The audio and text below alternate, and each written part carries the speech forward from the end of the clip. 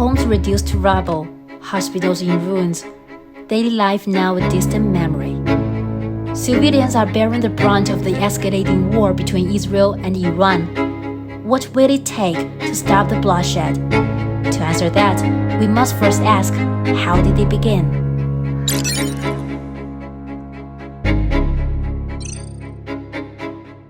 And there are political reasons.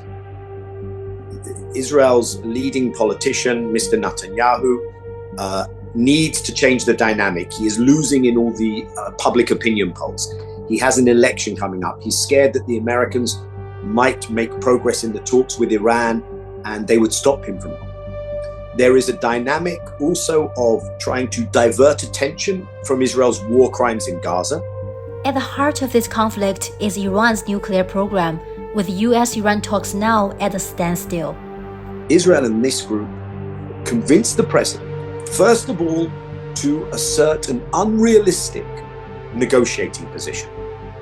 So first they tried to use this idea of what they call the Libya model.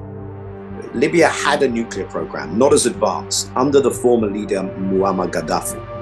What happened with Gaddafi is he gave up everything, and then there was still a Western military campaign to bring down his regime. Somehow the Iranians didn't like this idea. Then they tried to put a negotiating position of zero enrichment, which as a signatory to the Non-Proliferation Treaty is something that violates Iran's rights to civic enrichment. So negotiations were stuck. A negotiation has to give each party the ability to turn to its public and say, we have achieved important things in a dignified way for our country. So if America insists on negotiating positions which deny Iran that possibility, then negotiations will fail. Was a nuclear deal with Iran ever possible? In 2015, Iran agreed to limit its nuclear program under the Joint Comprehensive Plan of Action in return for sanctions relief. The deal was backed by the UN Security Council, Germany, and the EU until Trump withdrew in 2018. Yeah, this undermines the integrity of an international negotiating structure. And what you have is, you have a nuclear armed state in West Asia, Israel, not a signatory of the NPT. Israel has never been told, okay, if Iran is going to be in compliance with nuclear non-proliferation, what about you guys? We cannot have this asymmetry. Israel maintains ambiguity around its nuclear program, but unlike Iran, it has never signed a treaty on the non-proliferation of nuclear weapons. Experts estimate Israel holds around 90 nuclear warheads. So how can the Middle East break free from nuclear tensions?